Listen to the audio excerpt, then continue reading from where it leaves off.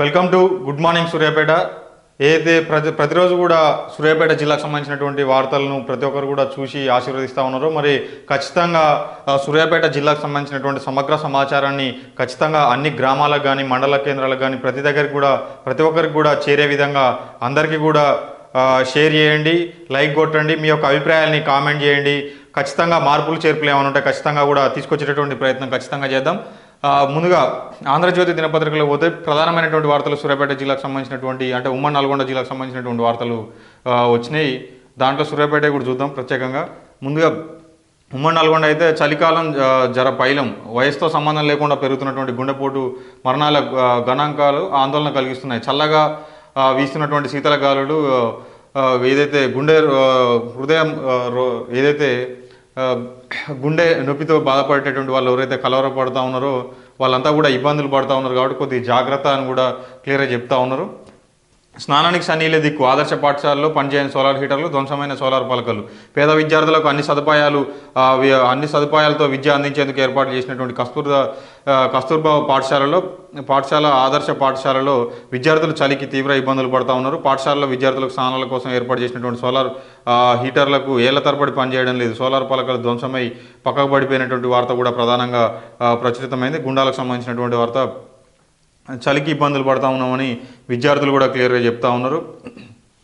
దీనికి సంబంధించినటువంటి వార్త కూడా నిన్న మొన్న మరి ఎంపీడీఓ ఆఫీసులలో సమీక్ష సమావేశాలు పెట్టి మరి ఖచ్చితంగా హాట్ వాటర్ అందియాలని కూడా స్పష్టంగా చెప్పారు. మరి అప్పుడే పక్కకు పడ్డటువంటి పలకలు, మరి వేడి నీళ్ళు లేనటువంటి ఫోటోలన్నీ కూడా బయటపడుతూ ఉన్నాయి. మరి ఈ మరమ్మతులు అయిపోయేసరికి చలికాలం పోయి ఎండాకాలం వచ్చి మళ్ళీ చలికాలం వచ్చేటటువంటి అవకాశం ఉంటుంది. కాబట్టి మరి తొందరగా పూర్తి చేస్తే బాగుంటుంది.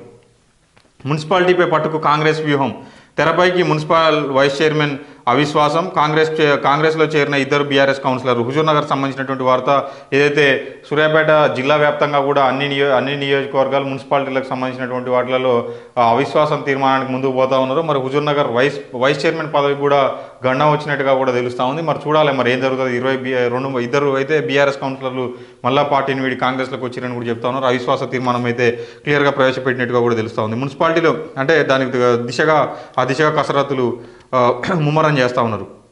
హుజూర్నగర్ మున్సిపాలిటీలోని కాంగ్రెస్ ఆధిపత్యాన్ని చాటేందుకు యత్నిస్తోంది. మున్సిపల్ చైర్పర్సన్ ఎన్నికల ముందు కాంగ్రెస్లో చేరగా వైస్ చైర్పర్సన్ పీఠాన్ని దక్కించుకునేందుకు కాంగ్రెస్లో పావులు కదుపుతోంది. ఇందులో భాగంగానే శనివారం బీఆర్ఎస్కు చెందిన ఇద్దరు కౌన్సిలర్లు ఓరుగంటి నాగేశ్వరరావు, జక్కుల శంభయ్య కాంగ్రెస్లో చేరారు. మొత్తం 28 మంది కౌన్సిలర్లు మున్సిపాలిటీలో ఇప్పటికే 14 మంది కౌన్సిలర్లతోటి కాంగ్రెస్ బలంగా మారింది. మరికొంతమంది కౌన్సిలర్లు సైతం కాంగ్రెస్లో చేరేందుకు రంగం సిద్ధం చేస్తూ ఉన్నారని కూడా మొత్తం 28 మంది కౌన్సిలర్లు ఉన్నటువంటి మున్సిపాలిటీలో 14 మంది కాంగ్రెస్ బలంగా ఉందని కూడా చెప్తా ఉన్నారు. మరి చూడాలి ఇది ఎంతవరకు ఫలిస్తుంది. మరి వైస్ చైర్మన్ పదవి దక్కేనా అని కూడా చూస్తూ ఉన్నారు.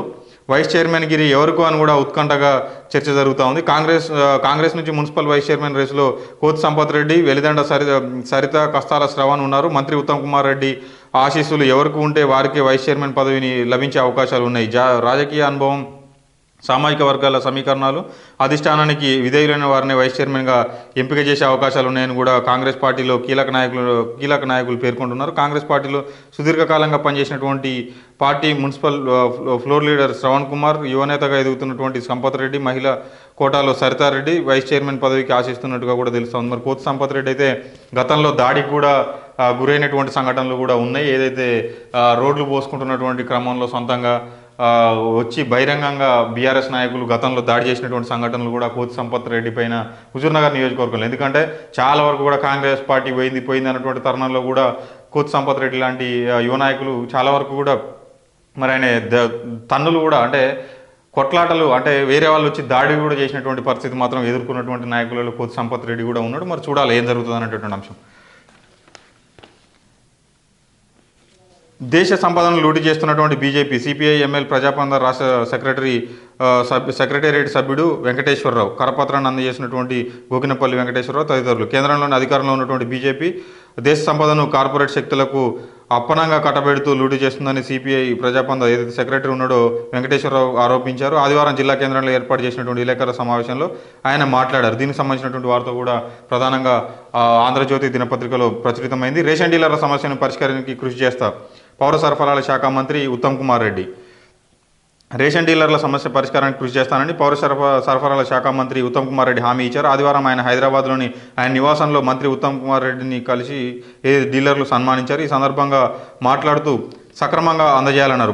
పౌర సరఫరాల శాఖపై ఇప్పటికే పలు సమీక్షలన్నీ కూడా ఇక్కడ ఏదైతే ఉత్తమ్ కుమార్ రెడ్డి స్పష్టంగా చెప్తా ఉన్నారు, క్లియర్గా ఏదైతే అక్రమాలు జరిగినాయో ఖచ్చితంగా అడ్డుకట్టేస్తా ఉన్నారు. మరి రేషన్ డీలర్లకు సంబంధించినటువంటి సమస్యలు కూడా పరిష్కారం దిశగా అడుగులేస్తానని కూడా చెప్తా ఉన్నారు. మరి చూడాలి ఎంతవరకు పరిష్కారం చేస్తారని చెప్పి.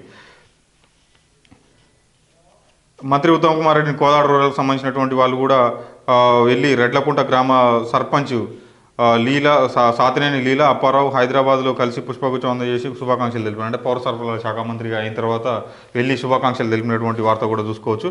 మండల పరిషత్ నిధులు స్వాహా సమాచార హక్కు చట్టంతో వెలుగులోకి విచారణకు ఆదేశించినటువంటి అధికారులు. కోదాడ రూరల్కి సంబంధించినటువంటి వార్త.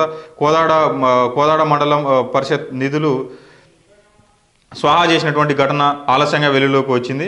మండల పరిషత్తుకు వచ్చేటటువంటి నిధులను మినరల్ ఫండ్ను సైతం ఎంపీటీసీలకు కేటాయించకుండా తన రాజకీయ పలుకుబడిని ఉపయోగించి స్థానిక ఎంపీపీ రూపాయలు 50 లక్షలు పైగా స్వాహా చేసినట్టుగా కూడా తెలిసింది. దీనికి స్థానిక అధికారులు కూడా సహకారం అందించడంతో నిధులు పక్కదారి పట్టనున్నాయని పక్కదారి పట్టాయన్న ఆరోపణలు కూడా ఉన్నాయి.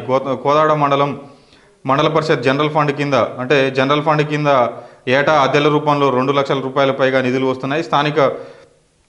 స్థానిక పోలీస్ స్టేషన్ ఎదుట ఉన్నటువంటి మండల పరిషత్ కాంప్లెక్స్లోను కోదాడ మున్సిపాలిటీకి ఎదురుగా ఉన్నటువంటి పాత ఎంపీడీఓలోను ఏదైతే కాంప్లెక్స్ పాత ఎంపీడీఓ ముందు గల దుకాణాల కిరాయి ద్వారా మరిన్ని పీడీఓలకు ముందు గల దుకాణాల కిరాయిలు మరిన్ని నిధులు ప్రతి నెలా కూడా మండలం కేంద్రానికి ఏదైతే నిధులన్నీ కూడా కిరాయిల రూపంలో కూడా వస్తూ ఉన్నటువంటి నిధులన్నీ కూడా స్వాహాయిని అని కూడా చెప్తా ఉన్నారు.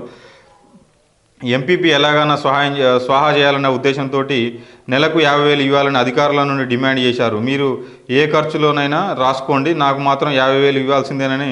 మరి ఏమైనా జీతం ఇచ్చిండు, ఆ జీతానికి ఉన్నాడా, దేనికి ఉన్నాడు? మరి నెలకు 50,000 ఇవ్వాలని అధికారులు డైరెక్ట్గా డిమాండ్ చేసిరని కూడా డైరెక్ట్ చెప్తా ఉన్నారు. మరి నిజంగా అధికారులు మొన్నటి వరకు అధికార పార్టీ వంగి దండాలు పెట్టినారు, కానీ మరి ఇప్పుడు నిజంగా ఎటువంటి నిధులు అయితే స్వాహా అయినాయో అవన్నీ కూడా బయట తీయాల్సినటువంటి అవసరం ఉంది. నిజంగా ఖర్చు పెట్టకుంటే మాత్రం ఖచ్చితంగా రికవర్ చేయాల్సినటువంటి అవసరం ఎంతైనా ఉంది. ఎంపీడీఓ వివరణ ఇస్తుందంటే ఈ విషయమే మండల అభివృద్ధి అధికారి విజయశ్రేణి వివరణ కోరగా 4.5 సంవత్సరాల కాలంలో మండల పరిషత్కు వివిధ రూపంలో సుమారు 50 లక్షల పైగా వచ్చాయన్నారు. ఈ నిధులను నిబంధన మేరకే ఖర్చు చేశామన్నారు. ఎంపీపీ ఆదేశానుసారం గ్రామాల్లో సర్పంచులు ఎంపీటీసీలకు నిధులు మంజూరు చేశామన్నారు. కొన్ని గ్రామాల్లో బినామీ పేర్లతో ఎంపీపీ సీసీ రోడ్లు డ్రైనేజ్ నిర్మాణాలు చేసి నిధులు స్వాహా చేసిన విషయం తమకు తెలియదన్నారు. ఎంపీపీకి కారు అలవెన్స్ కింద సొంత కారు ఉన్నా కూడా ఆ మేరకు నిబంధనల మేరకు 5,000 నుంచి 10,000 వరకు కూడా ఇచ్చామన్నారు. జనరల్ ఫండ్ కింద చేపట్టినటువంటి పనులన్నిటికీ ఎంబీల లెక్కలు అయితే ఉన్నాయి, కానీ మరి మీరే క్లియర్గా చెప్తా ఉన్నారు కదా, ఏదైతే బినామీల పేర్ల మీద చేసినటువంటిది తెలవదని, బినామీల పనులు మరి ఎవరికప్ప చెప్పిరనేదన్నా తెలవాలి కదా, కనీసం పనులు చూసుకోండి. మరి అక్రమాలు ఏమైనా జరిగినట్టయితే ఖచ్చితంగా వెలికి తీసి విచారణ అయితే స్పష్టంగా చేయాల్సినటువంటి అవసరం ఉంది. ఇక మళ్ళీ ఎందుకంటే ఇప్పుడు ఏ పార్టీ అధికారంలో ఉంటే ఆ పార్టీకి తొత్తులుగా పనిచేయకుండా ఖచ్చితంగా స్పష్టమైనటువంటి నివేదికలు ఇచ్చి అధికారులు ఎవరైతే తప్పు చేసిరో వాళ్ళపైన చర్యలు తీసుకుంటే మాత్రం ప్రజలు నమ్మేటటువంటి పరిస్థితి అనేది ఖచ్చితంగా ఉంటుంది. ఇవి ఆంధ్రజ్యోతి దినపత్రికలో వచ్చినటువంటి ప్రధాన వార్తలు. ఈనాడు దినపత్రిక వెళ్దాం. సమస్యలే ఎక్కువ, పరిష్కారం తక్కువ. రోజుల తరబడి తిరుగుతున్నటువంటి అర్జీదారులు ప్రజావాణి విజయవంతంపై ప్రభుత్వం దృష్టి. ఏదైతే సూర్యాపేట కలెక్టరేట్లో ప్రజావాణి కార్యక్రమంలో దరఖాస్తులు స్వీకరిస్తున్నటువంటి కలెక్టర్ వెంకట్రావు, అదనపు కలెక్టర్ ప్రియాంక. ఏముంది ఈ ప్రజావాణి కార్యక్రమంలో ప్రజావాణి అని చెప్పి పెట్టి ఆ రిసీవ్డ్ కాపీలు స్టాంప్ వేసి కూడా ఇయ్యరు. ఎవరైనా అడిగితే ఇస్తారు. మరి ఆ సమస్యలు అయితే పరిష్కారం కావట్లేవని కూడా క్లియర్గా వస్తూనే ఉన్నటువంటి పరిస్థితి. ఎందుకంటే సమస్యలన్నీ కూడా అట్నే పెండింగ్లో ఉంటాయి. ఏమైనా ప్రజావాణి కార్యక్రమంలో అక్కడికి పోవడం, కూర్చోవడం, వాళ్ళు వచ్చినటువంటి దాంట్లో తీసుకోవడం, అవి పంపించడం, వాళ్ళు చూసి వదిలేయడం, అదే జరుగుతుంది. ఎందుకంటే దానికి నిదర్శనం ఏంటంటే క్లియర్గా మునగాల మండలం పల్లపు నర్సయ్యకు 903 సర్వే నెంబర్లో 3 ఎకరాల 20 గుంటల భూమి ఉంది. ఆ భూమిని రెవెన్యూ అధికారులు ఇతరుల పేరిట తప్పుగా నమోదు చేశారు. ఈ విషయమై ప్రజావాణిలో ఫిర్యాదు చేయగా విచారణ జరపాలని సంబంధిత తహసీల్దార్ కార్యాలయానికి ఆదేశించారు. కానీ వారు పరిష్కరించకపోవడంగా కనీసం పట్టించుకోవడం లేదు. ఈ విషయమై ఎన్నిసార్లు కలెక్టరేట్ తహసీల్దారు కార్యాలయాల చుట్టూ తిరిగినా కూడా సమాధానం చెప్పడం లేదని బాధిత రైతు వాపోతున్నారు. నూతనకల్ మండలం తలసింగారం గ్రామానికి చెందినటువంటి అంజయ్య ఎస్బీఐ నుంచి 60,622 పంట రుణం తీసుకున్నాడు. రుణమాఫీ అయ్యిందని ఏడాది సెప్టెంబర్లో చరవాణికి సంక్షిప్త సమాచారం వచ్చింది. బ్యాంకులో వెళ్ళి అడిగితే రుణమాఫీ కాలేదని మొత్తం చెల్లించాలని కూడా బ్యాంక్ మేనేజర్ ఇబ్బంది పెడుతున్నారని బాధిత రైతు అదే నెల 25న ప్రజావాణిలో ఫిర్యాదు చేసినప్పుడు కూడా పరిష్కారం దొరకలేదంటా ఉన్నారు. ఈ బాధితుడు ఈ రైతు ఉన్నారో మునగాడ మండలం పల్లపు నర్సయ్య అంటే ఈయనకు సంబంధించినటువంటి భూమి అంటే వేరే వాళ్ళకి పోయిందంట. మరి దాన్ని తహసీల్దార్కు ఎంక్వైరీకి పంపినప్పుడు ఆయన రిపోర్ట్ పంపితే కలెక్టర్ స్వయంగా మార్పు చేయాలి. కానీ ఇక్కడ ఏం చేస్తూ ఉన్నారంటే ఎవరైతే తప్పుడు పరంగా భూమి ఎక్కిందో వాని దగ్గర పోయి నువ్వు రిపోర్ట్ రాసుకొని సంతకం తీసుకొని రా అంటే నువ్వు అధికారిగా నువ్వే చేయలేకపోతే సామాన్యుడు ఎట్లా చేస్తాడు? ఇప్పుడు నీకే ఓన్ భూమి అని ఎక్కింది అనుకో, నువ్వు ఏమంటే సంతకం పెట్టి వస్తావు, నాకు పని మీద ఉన్నాయా, నేను డ్యూటీలో ఉన్నా, నువ్వే సమాధానం చెప్తే ఎవరైనా ఎంఆర్ఓ కానీ ఇంకో అధికారి కానీ. మరి వాళ్ళు కూడా అసలు పట్టించుకోరు. ఉత్తపుణ్యానికి రైతు బంధు పడతా ఉన్నాయి కదా, దానికి అది కాబట్టి అసలుకే చేయరాడు. ఏం రాకుండా కూడా ఒకవేళ చేసే అవకాశం ఉంటుంది. ఒకవేళ పలానా ఇబ్బంది అయితే అవును రైతు బంధు పడతానే ఉంది, నీ నానికి పట్టా నేను చేసేది అనుభవం అని ఆడు ఇడిచిపెడతాడు. మీరు ఇట్నే ఇడిచిపెట్టి ఇక అట్నే తిరుగుతూనే ఉంటాడు. చాలా ఉన్నాయి ఇటువంటి కేసులన్నీ కూడా. ధరణి వచ్చిన తర్వాత సులభంగా రిజిస్ట్రేషన్లు అయితే నేను చెప్పినప్పటికి కూడా భూములు అయితే అసలు పట్టాదారులకు మాత్రం కావట్లేదు అన్నటువంటి మాట వాస్తవం. మరి ఏదైతే అంటే జిల్లాలో ప్రజావానికి వచ్చినటువంటి ఫిర్యాదులు భూ సమస్యలపైన 345, ఇతర దరఖాస్తులు 78 జూన్ నెలలో, జూలైలో 78, ఇతర దరఖాస్తులు 29, ఆగస్టులో 141, 47. ఏంటంటే సెప్టెంబర్లో 327, ఇతర దరఖాస్తులు 188 వచ్చినాయి. ధరణికి సంబంధించినటువంటి అంటే భూ సమస్యలే ఎక్కువగా వస్తూ ఉన్నాయి. కాబట్టి ఈ సమస్యల పరిష్కారం కావాలంటే ఖచ్చితంగా కలెక్టర్ గారు స్వయంగా దీన్ని ప్రతిరోజు ప్రజావాణి పెట్టినా కూడా ఈ కొసెల్లదు. అది ఖచ్చితంగా అవి అయ్యేటటువంటి సమస్యలు కాదు. కాబట్టి ఆ దిశగా అడుగులేసి అధికారులంతా కూడా దృష్టి సారించి ఖచ్చితంగా సమస్యల పరిష్కారం దిశగా అడుగులేయాలి. ఏమనంటే నాకు అది సంబంధం లేదు, ఇది రాదని కూడా అనేకమైనటువంటి అధికారులు కూడా స్వయంగా మా చేతులు ఏం లేదని చెప్తారు. మీ చేతులు లేనప్పుడు మరి ఉద్యోగం ఎందుకు? నౌకరు రాజీనామా చేసి ఇంట్లో కూర్చుంటే ప్రశాంతంగా ఉంటుంది. ఎందుకంటే ప్రజలకు సేవ చేయలేనప్పుడు ఉద్యోగం ఎందుకు? మీకు జీతం ఎందుకు? గృహలక్ష్మి ఉన్నట్ట, ఇందిరమ్మ వస్తున్నట్ట. ఏదైతే గృహలక్ష్మికి సంబంధించిన దాంట్లో అంటే గతంలో గృహలక్ష్మి అంటే ఇందిరమ్మ ఉన్నట్ట లేనట్ట అంటే కొంతమంది గత భారాస ప్రభుత్వంలో సొంత ఇంటి స్థలం ఉన్న వారికి ఇంటి నిర్మాణం కోసం 3 లక్షలు ప్రకటించింది. స్థలం దస్తావేజులు కలిగినటువంటి వారికి మాత్రమే మంజూరు చేస్తామని చెప్పింది. జిల్లాలో నియోజకవర్గాల వారిగా 3,000 ఇళ్ల చొప్పున మొదటి విడతగా 3,600 యూనిట్లను మంజూరు చేసింది. వీటిలో ఎస్సీలకు 20%, ఎస్టీలకు 10%, బీసీ మైనారిటీలకు 50%, మిగతా వారికి జనరల్ దివ్యాంగులకు కేటాయించేలా ఉత్తర్వులు జారీ చేసింది. చాలామంది ప్రభుత్వం కోరిన పత్రాలను సేకరించి కలెక్టర్లు స్థానిక ఎంపీడీఓ కార్యాలయాల్లో గంటల తరబడి నిరీక్షించి సమర్పించారు. ఇందుకు సంబంధించినటువంటి అంటే ఇవన్నీ కూడా తీసుకొని వాళ్ళు అప్లై చేసుకున్నారు. కొంతమందికి శాంక్షన్ అయినాయి. అవి వస్తాయా రావా అని కూడా కొంతమంది ఇప్పటికే లిస్టుల్లో పేర్లు వచ్చిన వాళ్ళు కూడా చెప్తా ఉన్నారు. మరి వస్తాయా రాదా అని అయోమయానికి గురి అవుతా ఉన్నారు. మరి ఏం చేస్తుందో చూడాలి మరి కాంగ్రెస్ ప్రభుత్వం. ఉమ్మడి జిల్లాలో వచ్చినటువంటి దరఖాస్తులు: నల్గొండలో 80,995, సూర్యాపేటలో 58,500, యాదాద్రి భువనగిరిలో 34,147 దరఖాస్తులు వచ్చినట్టుగా కూడా తెలుస్తూ ఉంది. అంటే మొత్తానికి ఉమ్మడి నల్గొండ జిల్లాలో 173,642 దరఖాస్తులు సొంత ఇంటి స్థలం ఉంటే 3 లక్షలు చేస్తామని చెప్పినప్పుడు వీళ్ళంతా అప్లై చేసుకున్నారు. మరి వీళ్ళకి వస్తాయా లేదంటే కొత్తగా వస్తాయా అనేటటువంటి అంశం కూడా చూడాల్సినటువంటి అవసరం ఉంది. నిధుల లేమి, నిర్వహణ భారం. ఉమ్మడి జిల్లాలో పంచాయతీల వివరాలు. ఏదైతే పంచాయతీల నిర్వహణ నిధుల లేమితో మొత్తం భారంగా మారింది. ప్రతి నెల రావాల్సినటువంటి కేంద్ర నిధులు సరైన క్రమంలో మంజూరు కాకపోవడంతో అప్పులు చేసి మరి పనులను కేటాయించాల్సినటువంటి పరిస్థితి వస్తూ ఉందని రాష్ట్ర ప్రభుత్వానికి సంబంధించినటువంటి నిధులు 4 నెలలుగా విడుదల కాకపోవడంతో సిబ్బంది వేతనాలు కూడా ఇతర అభివృద్ధి పనులు కూడా నిలిచిపోతున్నాయి. జనాభా ప్రాతిపదికన స్టేట్ ఫైనాన్స్ కార్పొరేషన్ నిధులు పంచాయతీలకు రాష్ట్ర ప్రభుత్వం ఇవ్వాల్సి ఉంది. వీటిని వేతనాలు, పారిశుద్ధ నిర్వహణ, హరితహారంతో పాటు ట్రాక్టర్ల విస్తరణకు ఏదైతే ట్రాక్టర్ల కిస్తీలకు, ఇంధన ఖర్చులకు వినియోగిస్తారు. అంతేగాక మిగులు నిధులు ఉన్నట్లయితే అవసరమైన గ్రామ పంచాయతీల్లో మురుగు కాలువల నిర్మాణం ప్రస్తుతం అంటే ఇతర పనులకు కూడా వాడుకుంటూ ఉంటారు.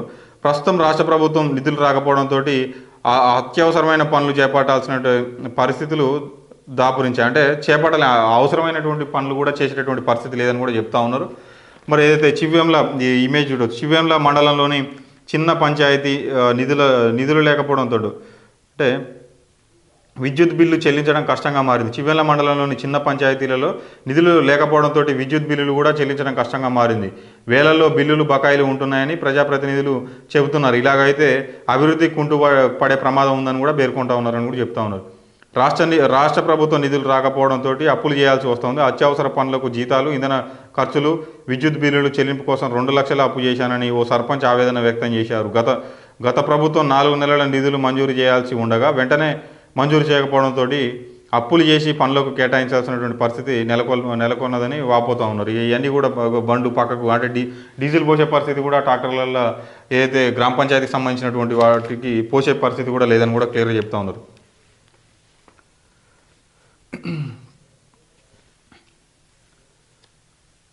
శ్రీ గోదా శ్రీనివాసుడిని స్మరించి పాశురాలు పఠించి స్వామి అమ్మవార్లకు మంగళారతులు నివేదిస్తున్నటువంటి మహిళలను కూడా ఒక వార్త చూసుకోవచ్చు. అయితే ధనుర్మాసోత్సవానికి సంబంధించిన దాంట్లో ఈ ప్రత్యేకమైనటువంటి పూజలు వెంకటేశ్వర స్వామి ఆలయంలో ప్రత్యేక అలంకరణలో ఉత్సవ మూర్తులను కూడా వార్త ప్రచురితమైంది. ప్రధానంగా గరుడ వాహనంపై నరసింహుడి విహారం మఠంపల్లికి సంబంధించినటువంటి వార్త. మఠంపల్లి క్షేత్రంలోని తిరువీధుల్లో గరుడ వాహనంపై విహరిస్తున్నటువంటి లక్ష్మీ నరసింహరావు అనేటువంటి వార్త కూడా ఈనాడు దినపత్రికలో ప్రధానంగా వచ్చింది. పల్లె మహిళలకు మహాలక్ష్మి దూరం. ఈ మిర్యాలగూడ ఆర్టీసీ బస్టాండ్లకు సంబంధించినటువంటిది పల్లె వెలుగు బస్సుల గురించి ఇచ్చారు. ఉమ్మడి జిల్లాకు సంబంధించి ఉమ్మడి జిల్లాలో 7 డిపోలలో అంటే మొత్తం ఉన్నటువంటి బస్సులు ఏంది, అవి ఏం వస్తూ ఉన్నాయి అనేటటువంటి ఉమ్మడి జిల్లాలో పల్లె వెలుగు ఎక్స్ప్రెస్ బస్సుల వివరాలు. దేవరకొండలో 62 ఎక్స్ప్రెస్లు ఉంటే పల్లె వెలుగులు 39, నల్గొండలో 70 ఎక్స్ప్రెస్లు ఉంటే పల్లె వెలుగు 12, నార్కెట్పల్లి డిపోలో 12 ఎక్స్ప్రెస్లు ఉంటే 2 పల్లె వెలుగు, మిర్యాలగూడలో 51 ఎక్స్ప్రెస్లు ఉంటాయి అంటే 51 ఉంటే మొత్తానికి పల్లె వెలుగు బస్సులు దేవరకొండలో 62 ఎక్స్ప్రెస్లు 39, నల్గొండలో 70 పల్లె వెలుగులు 12 ఎక్స్ప్రెస్లు, నార్కెట్పల్లిలో 12 పల్లె వెలుగులు ఉంటే 2 ఎక్స్ప్రెస్ బస్సులు ఉన్నాయి. మిర్యాలగూడ డిపోలో 51 పల్లె వెలుగు బస్సులు ఉంటే 5 ఎక్స్ప్రెస్ బస్సులు ఉన్నాయి. యాదగిరిగుట్టలో 55 పల్లె వెలుగు ఉంటే 22 ఎక్స్ప్రెస్ ఉన్నాయి. కోదాడలో 40 పల్లె వెలుగు బస్సులు ఉంటే ఎక్స్ప్రెస్ బస్సులు 18 ఉన్నాయి. సూర్యాపేటలో 62 పల్లె వెలుగు బస్సులు ఉంటే 45 ఎక్స్ప్రెస్లు ఉన్నాయి. మరి అంటే పల్లెలకైతే మొత్తానికి దూరంగా ఉందని కూడా చెప్తున్నారు. కరోనా కాలంలో బంద్ చేశారు. మా గ్రామానికి గతంలో బస్సులు నడిచేవి, అయితే కరోనా తర్వాత బస్సులు బంద్ చేశారు. దీంతో మేము ఎక్కడికి వెళ్ళాలన్నా 5 కిలోమీటర్ల దూరం కిలోమీటర్లోని దొండపాడు కానీ చింతలపాలెం కానీ వెళ్ళి అక్కడి నుంచి బస్సులు ఎక్కాలి. దీంతో అనేక ఇబ్బందులు పడుతూ ఉన్నాం. మల్లెల గురువమ్మ గుడ్డిమల్కాపురం చింతలపాలెం మండలానికి సంబంధించినటువంటి చెప్తా ఉన్నది మహిళ.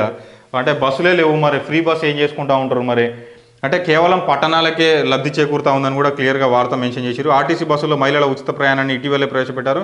రాష్ట్ర ప్రభుత్వం వయస్సు ఇతర ఎటువంటి భేదాలు లేకుండా మహిళలతో పాటు ట్రాన్స్జెండర్లకు సైతం ఉచిత ప్రయాణం అందుబాటులో తీసుకొచ్చింది. కానీ కొన్ని గ్రామాల్లో మహిళలకు ఈ పథకం అందకపోవడంతో తామేం పాపం చేశామని కూడా వాపోతూ ఉన్నారు. అంటే పల్లెలకు బస్సులు లేవు కాబట్టి మరి ఈ ఏదైతే మహాలక్ష్మి పథకం ఎవరికి ఉపయోగపడతా ఉంది, కేవలం పట్టణాలలో తిరగడానికి లోకల్లో తిరగడానికి సిటీలో ఉన్న వాళ్ళు తిరుగుతానికి ఉపయోగపడుతుంది. కానీ నిజంగా పేదలకు వచ్చేటటువంటిది అయితే ప్రతి గ్రామానికి మండలానికి ప్రతి పల్లెకు తండాకు కనీసం మేజర్ గ్రామాలకు కూడా బస్సులు లేనటువంటి పరిస్థితిలో ఉంది. మరి మహాలక్ష్మి పథకం తీసుకురావడం కాదు, ఖచ్చితంగా మరి ఆర్టీసీ బస్సులను ఇస్తారా, మరి ఇంకా మినీ బస్సులు తయారు చేసి పల్లెటూరులకు పంపించేటటువంటి ప్రయత్నం చేస్తారనేది ఆలోచించాల్సినటువంటి అవసరం ఉంది. ప్రతి గ్రామానికి పోయినప్పుడే ఈ మహాలక్ష్మి పథకం అందించినట్టయితే తప్పించి ఇట్లా ఏమైనా పట్టణాల్లో ఇస్తే మాత్రం అవి రెగ్యులర్గా తిరిగే బస్సులు కాబట్టి అందులో 10 మంది పోయే కాడ ఇంకో 20 మంది పోతా ఉన్నారు తప్పించి గ్రామాలకైతే ఒరిగింది ఏం లేదని కూడా చాలా వరకు కూడా చెప్తా ఉన్నారు.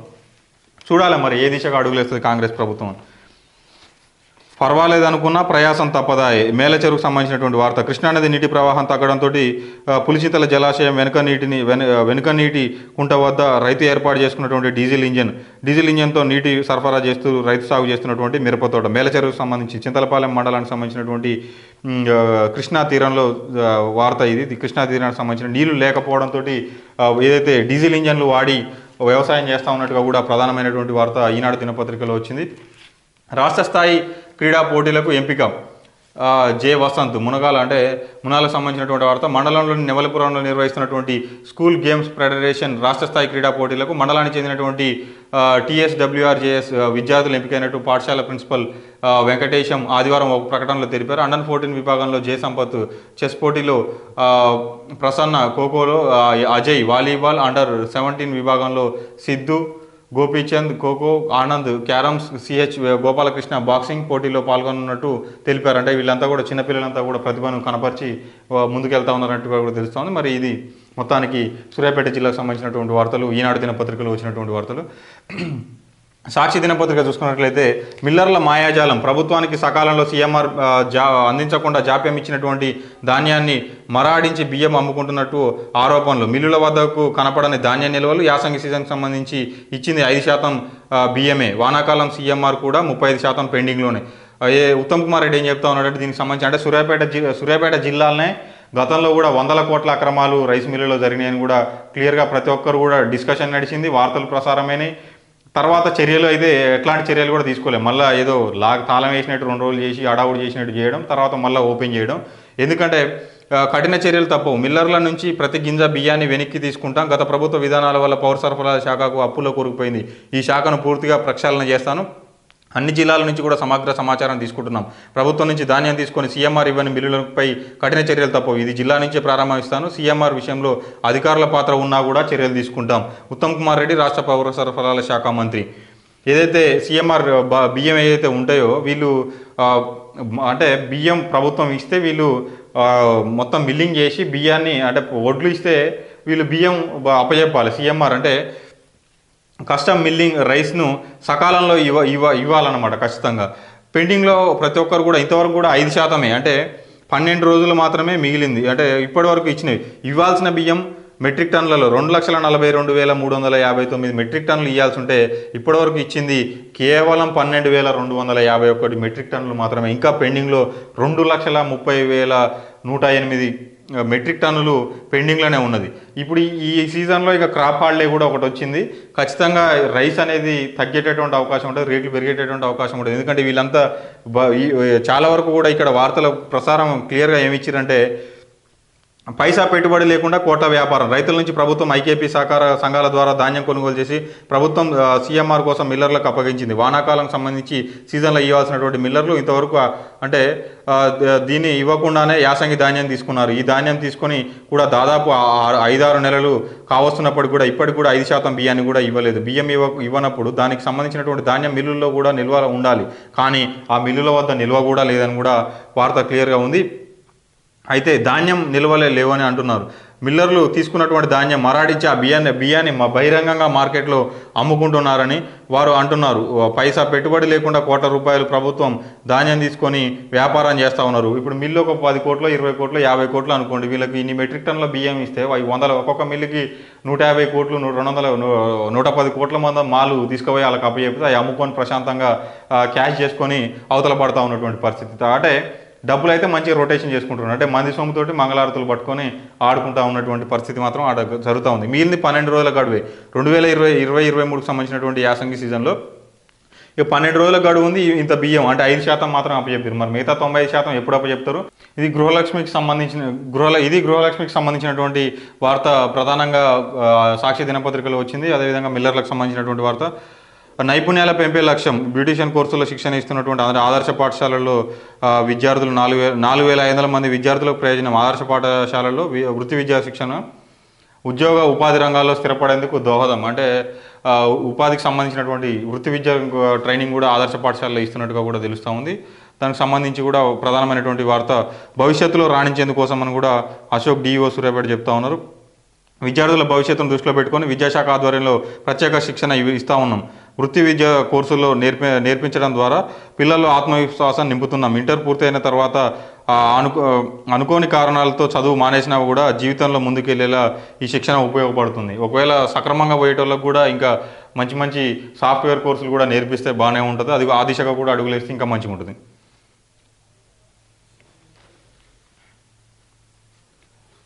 ఇది సాక్షి దినపత్రికలో ప్రధానంగా వచ్చినటువంటి వార్త. సిపిఐ వాళ్ళు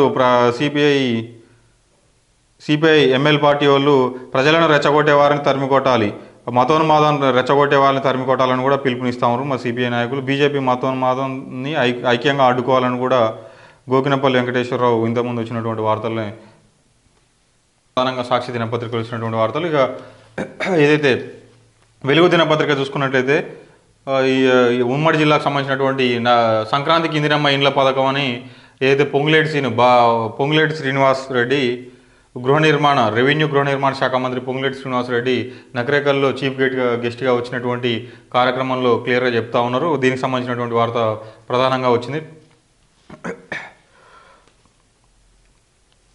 పెన్షన్ గత సేవలకు చెల్లింపు మాత్రమే. ఏదైతే పెన్షనర్లను ఏదైతే పెన్షన్ అనేది గతంలో అందించినటువంటి సేవలకు చెల్లింపు మాత్రమే అని రాష్ట్ర ప్రభుత్వ పెన్షనర్ల సంఘం అధ్యక్షుడు రావెళ్ల సీతారామయ్య అన్నారు. ఆదివారం పట్టణంలోని పెన్షనర్ల కార్యాలయంలో జాతీయ పెన్షనర్స్ డే నిర్వహించారు. అంటే ఆ కార్యక్రమంలో భాగంగా మరి పెన్షన్స్ గతంలో చేసినటువంటి సేవలకు చెల్లింపు మాత్రమే అని కూడా క్లియర్గా చెప్తా ఉన్నారు. ఆంజనేయుడికి జగదీష్ రెడ్డి పూజలు. సూర్యాపేట రూరల్ మండలం దాస్తాండలో ఆదివారం నిర్వహించినటువంటి ఆంజనేయ స్వామి విగ్రహ ప్రతిష్టాపనలో ఎమ్మెల్యే జగదీష్ రెడ్డి పాల్గొన్నారు. ఈ సందర్భంగా ప్రత్యేక పూజలు నిర్వహించారు. ఈ కార్యక్రమంలో ఎంపీపీ రవీందర్ రెడ్డి, జెడ్పీటీసీ భిక్ష మండల అధ్యక్షులు వంగాల శ్రీనివాసరెడ్డి పాల్గొన్నారు. అయితే దాస్తాండకు సంబంధించినటువంటి ఊర్లో ఆంజనేయ స్వామి ఆలయానికి సంబంధించి విగ్రహ ప్రతిష్ట కార్యక్రమంలో మంత్రి జగదీష్ రెడ్డి పాల్గొన్నటువంటి వార్త ప్రధానంగా వెలుగు దినపత్రికలో చూసుకోవచ్చు. కన్నుల పండుగ కావడి మహోత్సవం, ఈ వార్త ఆంధ్రజ్యోతిలో కూడా వచ్చినట్టుంది.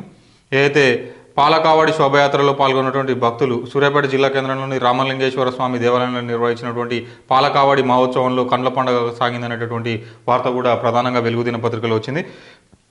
ఇంకా లాస్ట్ రేషన్ డీలర్ల సమస్యను పరిష్కరించాలి, సివిల్ సప్లై శాఖ మంత్రి ఉత్తమ్ కుమార్ రెడ్డి. హుజూర్నగర్ సంబంధించినటువంటి వార్త.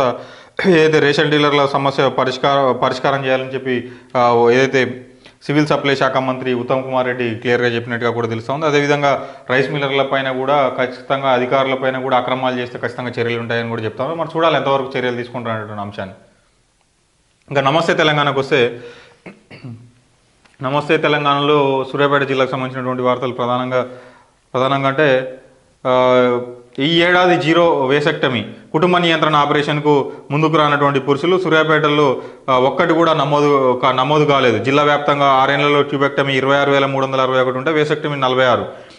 అదేవిధంగా 98% మహిళలు, 0.5% లోపు పురుషులు. మగవారిలో అపోహలే కారణం. కుటుంబ నియంత్రణ కోసం పురుషులు చేయించుకున్నటువంటి వేసెక్టమీ ఆపరేషన్ల ఆదరణ కరువైంది. సూర్యాపేట జిల్లాలో ఈ సంవత్సరం ఒక్క వేసెక్టమీ కూడా నమోదు కాలేదు. గత 6 ఏళ్లలో జిల్లా వ్యాప్తంగా ట్యూబెక్టమీలు 26,361 ఉంటే వేసెక్టమీలు 46 జరిగాయి. కుటుంబ నియంత్రణ ఆపరేషన్లను 98% మహిళలు ముందుంటుండగా 0.5% మాత్రమే పురుషులు ఉంటున్నారని తెలుస్తూ ఉన్నది. పలు అపోహలతోనే మగవారు వేసెక్టమీకి వెనుకంజ వేస్తున్నట్టుగా కూడా సమాచారం. దీనిపై వైద్య శాఖ విస్తృత అవగాహన కల్పించాల్సినటువంటి అవసరం కనపడతా ఉందని కూడా ప్రధాన వార్త కనిపిస్తూ ఉంది. అయితే కుటుంబ నియంత్రణకు సంబంధించినటువంటి ఆపరేషన్లు కేవలం మహిళలు మాత్రమే చేసుకుంటా ఉన్నారు. ఇక సూర్యాపేటలో అయితే ఇక అసలు ఎవరు కూడా వేసెక్టమీ చేయించుకోవడానికి ముందుకు రావట్లేదని కూడా ప్రధానమైనటువంటి వార్త. ఇది ఈరోజు సూర్యాపేట జిల్లాకు సంబంధించినటువంటి వార్తలు. ఇది గుడ్ మార్నింగ్ సూర్యాపేట కార్యక్రమం. ఈరోజు ప్రతిరోజు కూడా ఇంకా మీరు ఇచ్చేటటువంటి సలహాలు సూచనలు తీసుకొని ఇంకా మార్పులు తీసుకురావడానికి సిద్ధంగా ఉన్నాం. ఖచ్చితంగా ఏదైతే అంటే సూర్యాపేట జిల్లాకు సంబంధించినటువంటి సమగ్ర సమాచారాన్ని ప్రతిరోజు కూడా మేము ముందుంచేటటువంటి ప్రయత్నం చేస్తా. ఖచ్చితంగా వీడియోస్ని ఏదైతే గుడ్ మార్నింగ్ సూర్యాపేట కార్యక్రమాన్ని ప్రతి ఒక్కరికి కూడా చేరే విధంగా షేర్ చేయండి, లైక్ కొట్టండి. అదేవిధంగా మీ యొక్క అభిప్రాయాల్ని ఖచ్చితంగా కామెంట్ రూపంలో తెలియజేయండి. ఖచ్చితంగా, ఎందుకంటే సూర్యాపేట జిల్లాకు సంబంధించినటువంటి వార్తలన్నీ కూడా ఇంకా రెట్టింపు వేగంతో ముందుకు తీసుకుపోయే విధంగా కూడా అనేక కార్యక్రమాలు 7200 న్యూస్ ద్వారా వస్తాయని కూడా అందరికీ తెలియజేస్తూ సెలవు తీసుకుంటా ఉన్నాం.